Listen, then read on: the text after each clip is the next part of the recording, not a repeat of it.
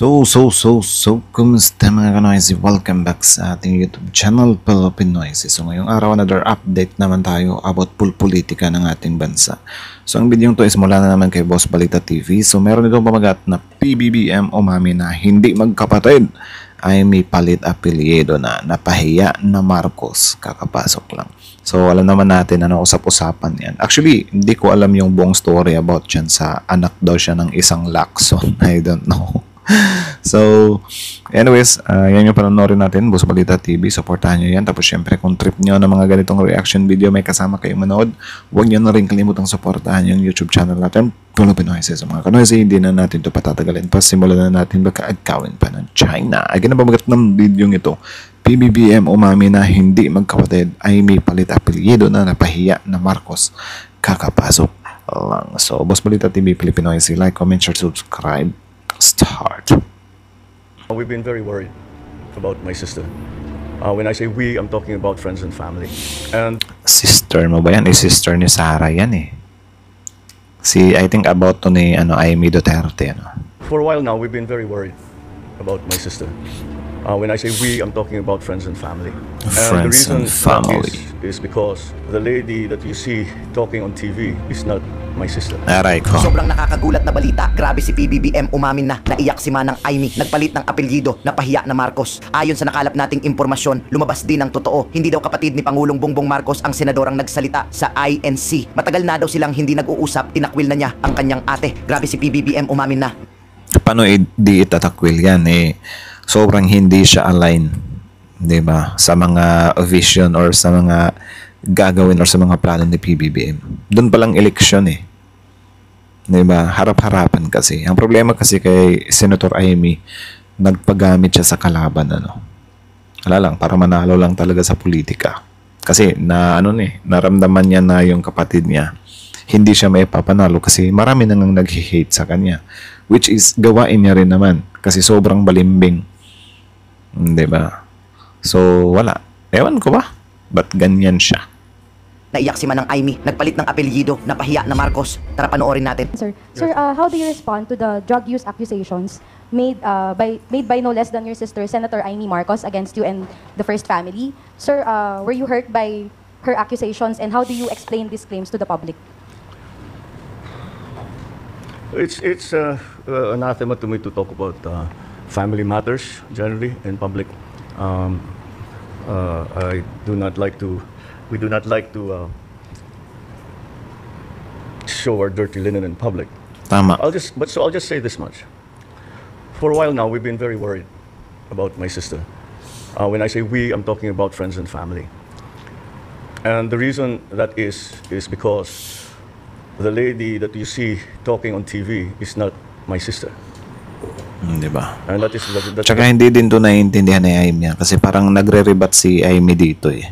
Tapos hindi niya naintindihan talaga par. Ewan ko kung na-ob na siya Pero malinaw naman, 'di ba? Na yung ibig sabihin naman nito, hindi naman talaga siya totally disowned or tinatanggal as pagkakapatid. Ang ibig sabihin lang ni PBBM dito, hindi ko yan kapatid yung nasa TV. Kumbaga parang kung nasapian pa ng kaluluwa, yung nagwawala na yan, hindi yan yung taong mahal mo, 'di ba? Yung kaluluwa yan na sumanid yan. So for example, si Amy sinaniban ni Sarah, something like that pa. Parang yan kasi yung nangyayari. So nung sabihin dito ni PBBM na hindi niya sana gusto na pag-usapan yung family matter, family issue, is out talaga doon. Kita mo naman, 'di ba? Hindi niya naman talaga niliteral talaga si Amy. Na parang wala siyang kwentang kapatid, sintu-sintu siyang kapatid. Hindi niya naman ginaganyan talaga. Sa kanya lang, hindi ko kapatid yan. 'Di ba? Kasi yun nga, parang ibang tao or parang nagpagamit kasi par. I think yan yung isa sa pinakamalinaw na explanation nagpagamit siya ng husto sa mga Duterte. 'Di ba? Which is, ewan ko kung niya yan, na ikakasama niya yan sa huli. Kasi kung nag-e-expect siya na maging vice president siya ni VP Sara, of course, hindi mangyayari yan. And I mean, I think may chance Pero kung if ever mangyari man yan, anak ng tokwa na lang yung resulta. 'Di ba? Kasi hindi talaga siya karapat-dapat sa mundo ng mga DDS. ano yan, parang magbi-blend in ka. Isa kang Marcos, magbi-blend in ka. Parang lumalabas na trying hard ka niyan. 'Di ba? Pero grabe yung ano, parang grabe yung level of ano, pagka-desperate ni Senator Amy. Like sagad talaga. Grabe yun. View is shared Kahit si Satanas na pag ano, no? Oh, dang. by our cousins, our friends. Hindi siya yan. Hindi siya yan. So that's why we worry. So we are very worried about her. I hope she feels better soon. Sir, quick follow-up lang po. Nagkausap na po ba kayo, sir? I hope she feels better soon. Parang pinalabas na si Raulo eh. Parang kulang na lang sabihin ni PBBM na parang si Raulo na yan eh. Di ba? Hindi na yan yung Amy na ano eh, nasa wish you. Alam niyo yung parang si PBBM yung ano, pinagbintangan na ano, gumagamit. Pero parang si Amy pa yung ano, pinapalabas na or lumalabas. 'Di ba, na may saltik. Hindi siya literal na saltik ha. What I mean is parang may saltik siya is based sa mga actions niya ba. 'Di ba? Kita nyo yung mga addicts par na sinutsugit nila yung mga family nila. Dahil yan sa ano eh, 'di ba? Dahil yan sa influence, something like that. So ito, si Amy, itanggin niya na ano, yun nga hindi siya nag-addict pero parang yung gawain niya is parang ganun, 'di ba? Na parang iba, basta iba, sobrang iba. Or do you intend to talk to your sister? We don't really, we no longer travel in the same circles, political or Tama, otherwise. tama. So no. Okay, thank you, Mr. Thank you, sir. President. Good afternoon, Mr. President. Sir, we understand that you earlier mentioned that you do not want to dignify statements from former Ito na. you do not want to dignify statements from former Ako Bicol Party List Representative Zaldico, but he came out with a recent video claiming that you received over 50 billion, if I'm correct, in kickbacks. We know that you don't want to respond to this anymore, but the public begs for your answer. How do you actually convince the public that in this battle of he said versus you said, how do you convince the public that you are the more credible side of the story, and how do you respond to his allegations directly? Well, look, Grabe yung ganyang tanong ano. Eh, ako naman par, as an ordinary mamamayan, manilisan mo naman eh. Diba? Sabi ko nga sa inyo, siguro, kung ang ginawa ni Zaldico, nilaglag niya yung Pangulo, nilaglag niya si Romualdez, at the same time, nilaglag niya rin yung sarili niya, baka doon, magdududa talaga yung taong bayan. Like, 50-50 na talaga yung story nun. Pero yung parang ipapalabas mo na sila Romualdez, sila BBM, daming baby na sila BBM lang yung nakikinabang sa pera na parang kinuha ko tapos ikaw wala kang natanggap maski piso. 'Di ba? Parang dun pa lang I think 95% ng statement mo or baka nga 99% ng statement mo is hindi nakapani-paniwala. So paano ka paniniwalaan ng tao, 'di ba? Kung pilit mong sinasalba yung sarili mo sa napaka-imposibleng sitwasyon. Alam naman natin na ikaw nga yung tinuturo, 'di ba? Na some kind mastermind. Diba? So parang ganyan lang. I think wala nang dapat pag-usapan sa part na yan eh. Kasi for me, DDS lang naman talaga yung naniniwala or yung gustong-gusto talaga na parang nagda-doubt ko, no? Diba? Sabi ng reporter, para mawala yung doubt na, sinabi ni Zaldico na ikaw yung nag-ano ng pera, something like that. Diba? Doon pa lang sa statement na yun, sobrang palpak na eh. Diba? Siguro kung inamin yun ni Zaldico na kaming tatlo ni PBBM, ako, si Romualdez, naghati-hati kami sa pera, baka doon magkaroon ng 50-50 talaga yung isipan ng taong bayan. What I mean taong bayan is in general, sa Pinks, sa mga DDS, or sa mga loyalists siguro, konti, something like that, yung parang magda-doubt. Pero ganyan, ikiniklear ni Zaldico yung sarili niya. Paano mo masasabing 50-50 yun? Diba? Kasi Zaldico yan, min. Wala pa si PBBM. Nandyan na si Zaldico. Nagpapayaman na si Zaldico. Diba? Nang talk, But the quality of the statement, alam mo, mahaba nang naging mga usapan natin tungkol sa fake news. Anyone can go online and make all kinds of claims and say all kinds of things, paulit-ulit. But it means nothing. For it to mean something, umuwi siya rito.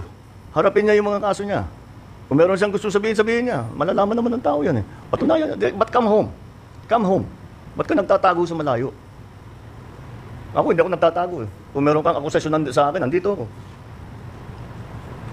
Gawin niyong pareho. At para patas lang naman.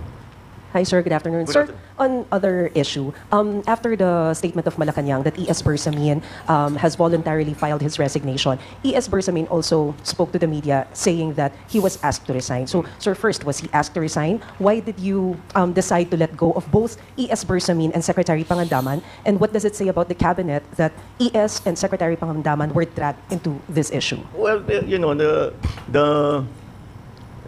question about Chief Luke and myself, wala nag-usap na kami. And we understand each other and we decided to keep it between ourselves. There's no bad blood, there is no acrimonious feeling there, so that's fine. She Sec Mina, because her name was dragged into the whole thing. You know, it makes it clear that whatever is going on, kung ano man ang mga questioning, kung ano man ang mangyayari, we want to be sure that she's not in a position where she might be suspected of influencing all that. Tama. Kasi when she's out of government, wala na siyang influensya. So hindi mo masasabing inayos niya yung kaso niya. Tama nga, pare. Ang gulo nga ng ang gulo nga minsan ng tao sa part na yan, Kapag ka in-involve yung isang tao, 'di ba? Tapos nandyan pa rin, nagtatrabaho, alam nang involved na, pinag-iinitan, 'di ba? Kung ano-ano yung mga kumakalat na kesyo, grabe alagang-alaga talaga Grabe ano talaga? Anong tawag diyan? Bini-baby talaga. Like binibigyan talaga ng binibigyan ng special something like that treatment, 'di ba? Na nasa issue na nandyan pa rin nagtatrabaho. 'Di ba? Pero kapag ka nag-resign naman, nagdududa din. Sasabihin din, ba't kaya nag-resign? Siguro totoo. Ba't kaya nag-resign yan? Siguro nagkabulgaran or something like that. Diba? So, alam niyo yung ganyang part para na sobrang hirap talagang lumugar sa tao, diba? Sa part na yan. Yung sa mga senador nga, diba? Na parang pinagbibintangan na sila pa rin mismo yung nagde-defend sa mga sarili nila. Partida, sila pa yung nag-iimbestiga. 'Di ba? Anak ng tokwa na 'yan. Ikaw yung involved. Tapos ikaw yung mag-iimbestiga sa sa tawag diyan, sa nagdawit sa iyo. 'Di ba? Parang ang cringe ng ganyang way. Ewan ko ba sa bansa natin bakit ganyan. Thank you, Mr. President. We have time for 2 more questions, Mr. President. All right. I suppose this is you can consider this the next chapter of my continuing reportage to the people about all of the developments concerning the flood control mess that we are confronting right now. Today, what I will be showing you is because alam nyo yung una, there were 3 phases to the entire process. The first phase was to find out what the ghost projects were, what were the subspec projects that were made, what were, etc. Yung problema. The second part is to find out who was responsible so that they can be answerable to the people for whatever it is that they may have done. Kung may kickback na malaki, kung hindi sinong gumawa niya, hinanap natin. So that's the second part. The third part is what reforms are we instituting? What did we learn from all of this? From all of this catharsis that we had to go through? What have we learned? One of the things, isa sa pinakamahalagang bagay na maliwanag na lumabas sa lahat ng mga investigasyon, sa lahat ng mga pangyayari, ay nawalan tayo ng transparency. Hindi nakikita ng tao kung ano talaga ang pangyayari sa loob ng pamahalaan. Tama. Kaya naman kung ano... Paano naman magkakaroon ng transparency kung yung mga involved mismo is yung mga tao mismo sa loob, di ba? Yan din yung isa sa nakakalungkot talaga na nangyayari ngayon sa bansa natin. Kasi, for example, yung mga kurakots na nangyayari sa isang barangay, halos lahat ng nasa loob ng barangay, di ba? Involved, alam nila, may party sila, hati-hati sila. So, paano mabubuko yan? Di ba? Ewan ko ba sa mga susunod kung bakit hindi nila iniimbestigahan yung mga nauna, di ba?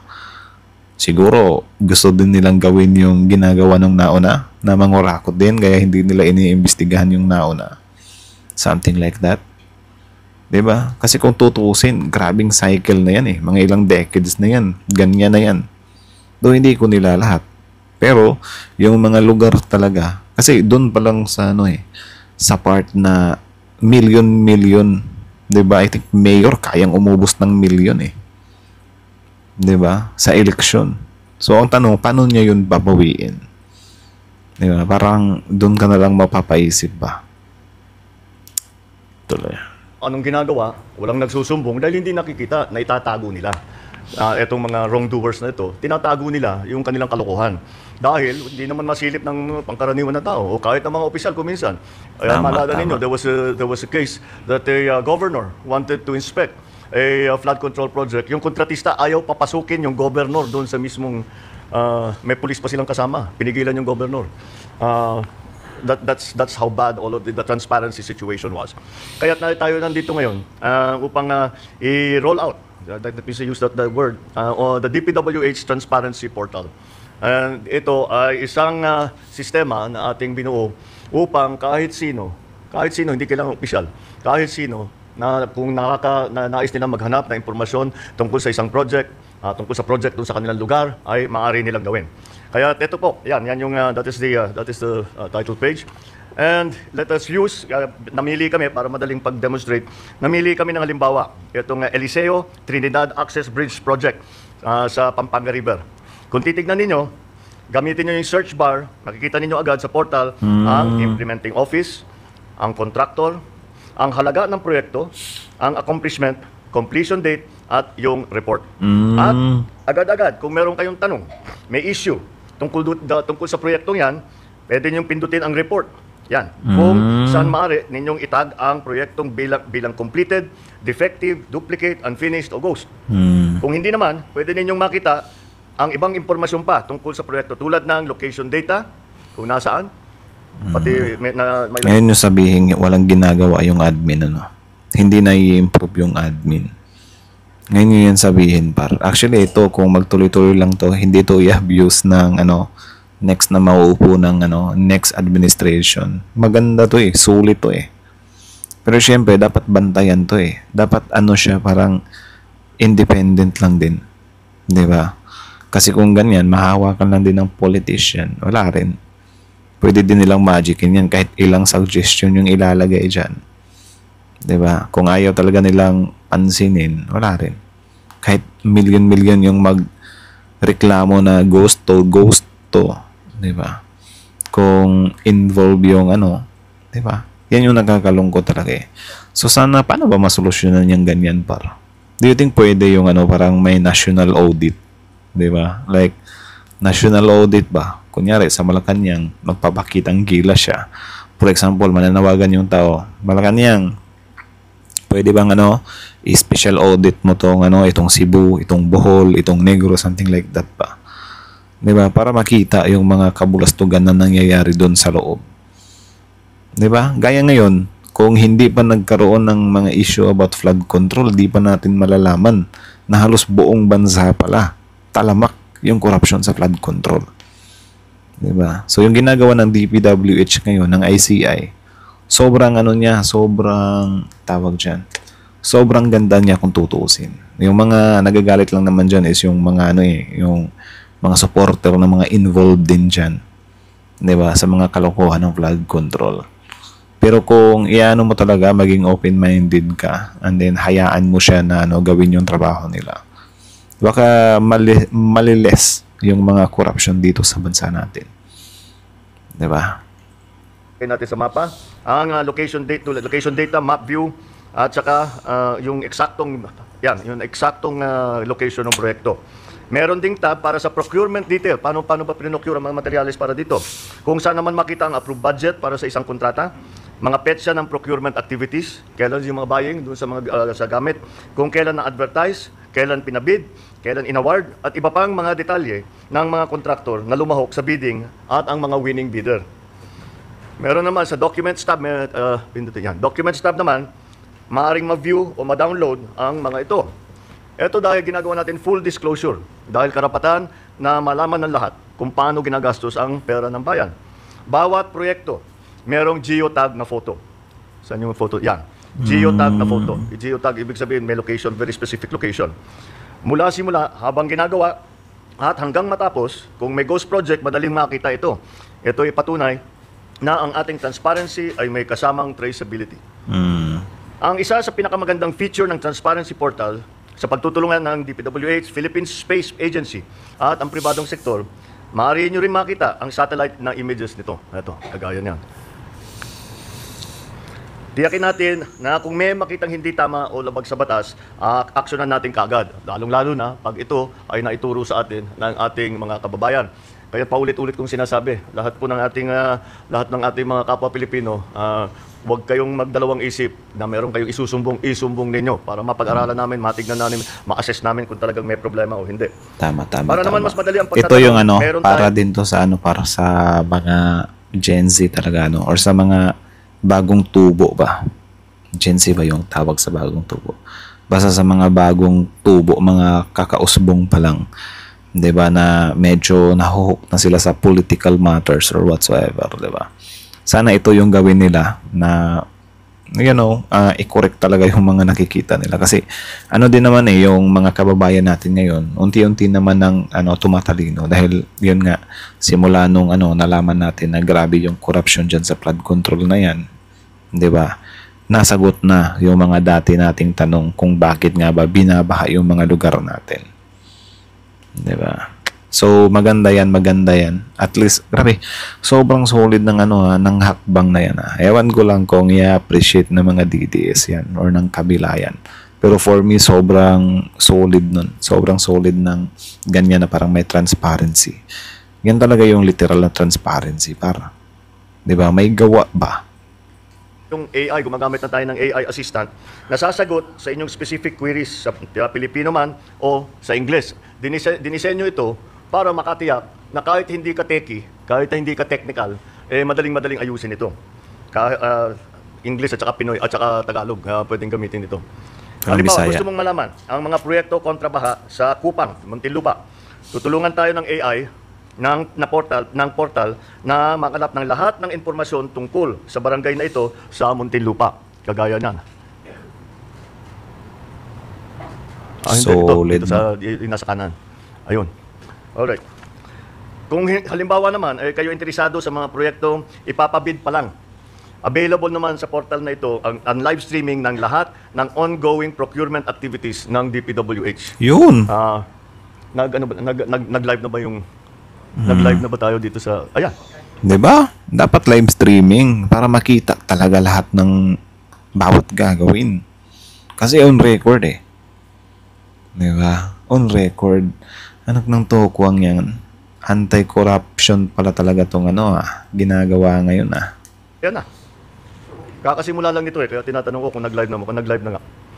Ayan, yung pwedeng manood sa mismong bidding process. Gaya na lamang ng mga proyekto ito ng DPWH sa NCR na kasalukuyan ay pinapabid ngayong araw. Ito na nga, pinapabid ngayong araw. Ididirekta tayo ng portal sa page kung saan maaari ninyong mapanood live ang bidding process. Ito mas komprehensibo sa ating Sumbong sa Pangulo website dahil talagang napakarami na ang informasyon. Ang Transparency Portal ay hindi lang isang website. Ito ay isang pangako. Ito ay isang sagot na digital na pader laban sa korupsyon, ay magpapatibay sa ating paniniwala. Ang pamahalaan bukas, tapat at nakikinig sa sambayanan. Kaya hiyakatin natin ang bawat Pilipino na makialam kayo, magtanong at mag-monitor. Gamitin natin ang bagong portal na ito. Yun talaga, makialam talaga tayo, para hindi yung parang magbe-base lang tayo sa sinasabi ng iba, sa sinasabi ng kabila, nung sabihin ng kabila na parang hindi umunlad yung bansa, walang ginagawa yung admin. O ngayon, dito nyo ipalabas yung mga reklamo nyo. Pero mahirapan kayo ngayon kasi may mga na nga, di ba? May transparency na nga. And then syempre dun pa lang sa website na iyan na ginawa, sobrang goods na, di ba? Na hakbang ng gobyerno yan. Mapapakinabangan natin yan hanggang sa hinaharap. So sana hindi siya ma-abuse. Naman natin itayo ang isang bagong Pilipinas mas maayos, mas matibay na infrastruktura at buo ang tiwala ng tao sa kanilang pamahalaan. Tama, tama. Maraming salamat. Meron na ako idadagdag. Meron na rin palang portal just as a postscript. Meron na rin So, ayan, hanggang dito na lang muna. So, kayo lang bahalang humusga, no? So, comment down your opinion below, and then, yun, bago nyo iwan yung YouTube channel natin, Pilipinas, don't forget to like, comment, share, subscribe. Also, Boss Balita TV, supportahan nyo rin. Tapos, yun, kayo na masasabi nyo yun para comment down below. So, dun sa DPWH portal na yun, sobrang ganda. Diba? Sobrang ganda na hakbang yun. Para at least kahit paano, well, tayo sometimes yung mga ordinary Filipino lang na gusto lang natin yung nasa balita lang parati yung di ba, like i-feed na lang sa'yo, di ba, ipapasubo na lang sa'yo yung info. Okay lang naman, nandyan naman din sa balita.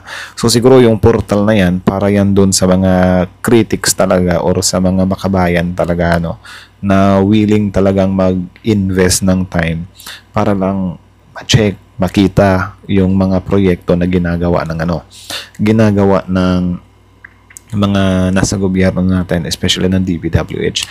Ang kinagandahan naman dyan, though, yun nga, parang medyo nagsususpecha tayo na parang, what if, mapunta siya sa next administration na kumag din, na walang pake or mamagicin nila yung system. Like, yun nga, yung sinasabi ko sa inyo, kahit million pa yung mga suggestion or reports na papasok dyan sa website na yan, kung yung namamahala sa na yan is nahawakan na ng mga crocodile politician, is no use lang din yan. Pero ang kinagandahan naman dyan, madali na yung kritisismo. 'Di ba? Kasi yung ipapublish nila doon sa online or sa portal, pwede mo yung ikumpara sa nangyayari talaga doon sa actual. 'Di ba? Kung nagma-match talaga siya. Tapos syempre, meron din naman tayong mga mga mabubuting mga engineer, mga architects, or yung marunong sumipat ng proyekto. 'Di ba? Na parang kung titingnan niyo yung proyekto, maano niya na agad na, parang tinipid to. Good job to, something like that. So, pwede nilang parang i-compare yan doon sa data na ginawa ng admin ngayon about sa transparency ng DPWH, 'di ba? So, kahit magic nila yan, pwedeng i-criticize. Though, meron naman na tayong social media ngayon. So, sobrang dali lang magpa-viral ng mga ganitong issue, di ba? Like, i-post mo lang dyan sa Facebook na, bakit ganito to? Bakit ganito to? Di ba? Kaduda-duda to sobrang taliwas to So, ibig sabihin, kahit dayain nila yung nasa website or dayain nila yung nasa actual, kung hindi magmamatch yan, alam na, merong corruption na nangyayari. Di ba? So, yeah, magandang hakbang yan. And I think yung pinakita ni PBBM na picture, parang from start to finish, diba? Na parang, sana ipakita din nila, ilagay nila sa portal yung time na nagbubuhos na sila. Diba? Kasi yung iba yung way ng nila sa flood control is, alam niyo yung walang palaman sa ilalim. Yung malabas lang yung parang, yung labas lang yung parang solido tingnan, pero sa ilalim walang laman. Diba? Sana ipakita nila yung mga buhos. Though yung mga ganyan naman na binamagic nila na sa loob walang laman, tapos sa labas matibay tingnan.